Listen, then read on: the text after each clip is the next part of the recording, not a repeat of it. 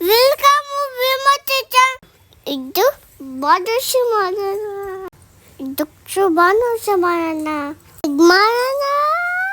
ಬನ್ನಿ ಹೇಗೆ ಮಾಡೋದು ಅಂತ ನೋಡೋಣ ಇವತ್ತಿನ ವಿಡಿಯೋಲಿ. 1 ಕಪ್ ಅಷ್ಟು ಮೈದಾ ತೊಗೊಂಡಿದ್ದೀನಿ. ಇದನ್ನು 200 ಗ್ರಾಮ್ಸ್ ಇರುತ್ತೆ, ಅದನ್ನು ಹಾಕ್ಕೊಳ್ಳಿ.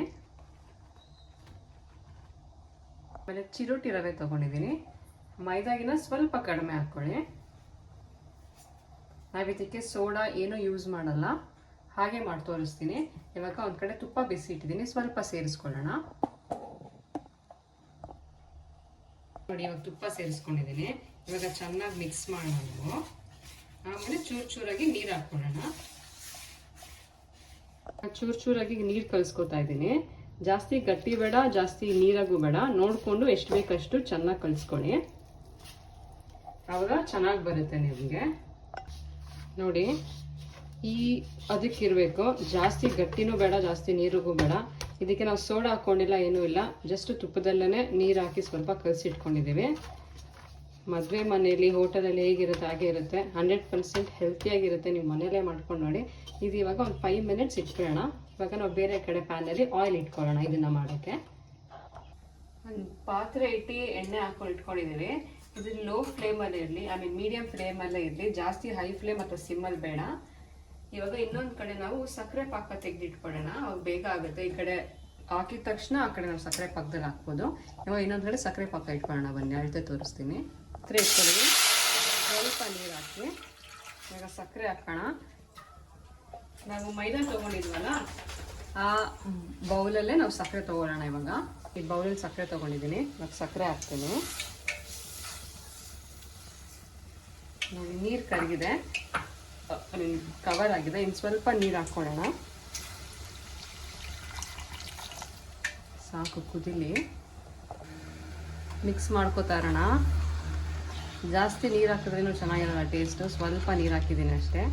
ಬಾದುಷ ನೆನೆಸಿ ಎತ್ತಿರ್ತೀವಿ ಅಷ್ಟೇ. ಜಾಮೂನ್ ಥರ ಹಾಗೆ ನೆನೆಸಿಬಿಟ್ಟಿರಲ್ವಲ್ಲ, ಅದಕ್ಕೋಸ್ಕರ ತಿರುಗಿಸ್ತಾ ಇರಿ. ಈ ಕಡೆ ನಾವು ನೆನೆಸಿದ್ವಲ್ಲ, ಅದನ್ನು ಮಾಡ್ಕೊಳ್ಳೋಣ. ನೋಡಿ, ಚೆನ್ನಾಗಿ ನೆಂದಿದೆ. ಒಂದು 5-10 ನಿಮಿಷ ಬಿಡಿ ಸಾಕು.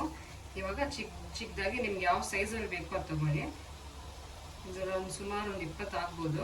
ನಾನು ಇಷ್ಟು ಸೈಜಲ್ಲಿ ತೊಗೊತೀನಿ. ಏನಿಲ್ಲ, ಜಸ್ಟ್ ಈ ಥರ ರೌಂಡ್ ಮಾಡ್ಕೊಳ್ಳಿ. ನೀವು ಚಪಾತಿಗೆಲ್ಲ ಮಾಡ್ತೀರಲ್ಲ, ಆ ಥರ ಮಾಡಿಕೊಂಡು ಜಸ್ಟ್ ಹಿಂಗೆ ಸೈಡಲ್ಲಿ ಹಿಂಗೆ ಪ್ರೆಸ್ ಮಾಡಿಬಿಟ್ಟು ಚಿಕ್ಕದಾಗಿ ಒಂದು ತೂತಿಡಿ ಅಷ್ಟೇ. ಈ ಥರ ಮಾಡಿಕೊಂಡು ಸಪ್ರೇಟಾಗಿ ಸೈಡಲ್ಲಿ ಇಟ್ಕೊಳ್ಳೋಣ. ನೋಡಿ, ಸಕ್ಕರೆ ಪಾಕ ಆಗಿದೆ. ನೋಡಿ, ಇಷ್ಟಾದರೆ ಸಾಕು. 1 ಲೇಯರ್ ಅಷ್ಟು ಆದರೆ ಸಾಕು. ನೋಡಿ, ಈ ಥರ ಬಂದರೆ ಸಾಕು. ಜಾಸ್ತಿ ಗಟ್ಟಿ ಆಗಿಬಿಟ್ರೆ ಒಳಗಡೆ ಬಾದುಷ ಒಳಗಡೆ ನೆನೆಯಲ್ಲ. ಸೊ 1 ಎಳೆ ಆದರೆ ಮಾತ್ರ ಬಾದುಷ ಒಳಗಡೆ ಕ್ಲೀನಾಗಿ ಹೋಗ್ಬಿಡುತ್ತೆ. ಇದನ್ನು ಸಪ್ರೇಟಾಗಿ ಬೇರೆ ಕಡೆ ಇಟ್ಬಿಡೋಣ. ಎಣ್ಣೆ ಬಿಸಿಯಾಗಿದೆ. ಇವಾಗ ನಾನು ಪ್ಲೇಟಲ್ಲಿ ಈ ಥರ ಮಾಡಿ ಇಟ್ಕೊಂಡಿದ್ದೀನಿ. ಇವಾಗ ಒಂದೊಂದೇ ಬಿಡೋಣ. ನೋಡಿ, ಇಷ್ಟು ಫ್ಲೇಮಲ್ಲಿದ್ದರೆ ಸಾಕು. ಇಲ್ಲಾಂದರೆ ಮೇಲೆ ಎಲ್ಲ ಸೀದೋಗ್ಬಿಟ್ಟು ಒಳಗಡೆ ಏನೂ ಆಗೋಲ್ಲ. ಅದಕ್ಕೋಸ್ಕರ ಒಂದೊಂದೇ ಹಾಕ್ಕೊಳ್ಳಿ. ಈ ಫ್ಲೇಮಲ್ಲಿ ಇಟ್ಕೊಳ್ಳೋದೇ ಬೇಯಿಸಿ, ಇಲ್ಲಾಂದರೆ ಒಳಗಡೆ ತುಂಬ ಗಟ್ಟಿಯಾಗಿರುತ್ತೆ. ನೋಡಿ, ಇವಾಗ ತಿರುಗಿಸ್ಕೊಳ್ಳೋಣ.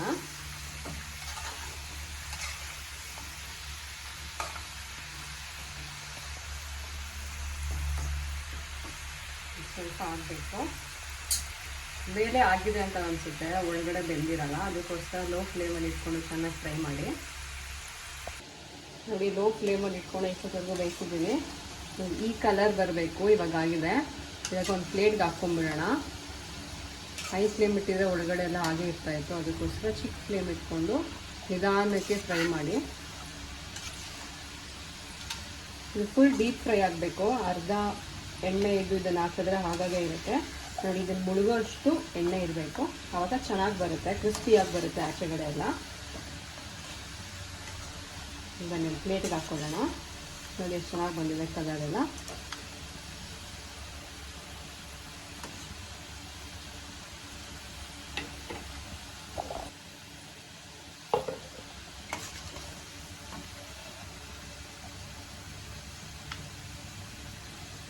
ನಾನು ತೋರಿಸ್ತೀನಿ ರೀ ಹೇಗಿದೆ ಅಂತ. ಚೆನ್ನಾಗಿ ಬಂದಿದೆ. ಸ್ವಲ್ಪ ತಣ್ಣಗಾಗಲಿ, ಸಕ್ಕರೆ ಪಾಕಕ್ಕೆ ಹಾಕೋಣ. ಚೆನ್ನಾಗಿ ನೆನೆಯುತ್ತೆ. ಬಿಸಿ ಹಾಕೋದು ಬೇಡ. ನೋಡಿ, ಸಕ್ಕರೆ ಪಾಕಕ್ಕೆ ಸ್ವಲ್ಪ ಕೇಸರಿ ಹಾಕಿದೆ. ಕಲರ್ ಇನ್ನೂ ಚೆನ್ನಾಗಿ ಬರಲಿ ಅಂತ. ಇವಾಗ ಎಲ್ಲ ಇದ್ರೊಳಗಡೆ ನೆನೆಸ್ಬಿಡೋಣ. ಎಲ್ಲ ಪಾಕ ಎಲ್ಲ ಚೆನ್ನಾಗಿ ಹಿಡಿಯುತ್ತೆ ಒಳಗಡೆಗೆ. ಲೆಮನ್ ಹಿಂಡ್ಕೊಳ್ಳಿ, ಆವಾಗ ಬಾದುಷಾ ಮೇಲೆ ಶೈನಿಂಗ್ ಇರುತ್ತಲ್ಲ, ಆ ಶೈನಿಂಗ್ ಹಾಗೆ ಇರುತ್ತೆ. ಬಾದುಷಾ ತುಂಬ ಚೆನ್ನಾಗಿ ಬಂದಿತ್ತು ನೋಡಿ. ನೀವು ಒಂದ್ಸಲ ಟ್ರೈ ಮಾಡಿ ಹೇಗಿದೆ ಅಂತ ಹೇಳಿ. ಬಾದುಷಾ ಮಾಡ್ತೀನಿ ಇತ್ತು, ತುಂಬಾ ಚೆನ್ನಾಗಿತ್ತು, ನನಗೆ ಇಷ್ಟ ಆಯ್ತು. ನೀವು ಒಂದ್ಸಲ ಟ್ರೈ ಮಾಡಿ, ಮಕ್ಕಳಿಗೆ ತುಂಬ ಇಷ್ಟ ಆಗುತ್ತೆ. ಸಬ್ಸ್ಕ್ರೈಬ್ ಮಾಡಿ ನಮ್ಮ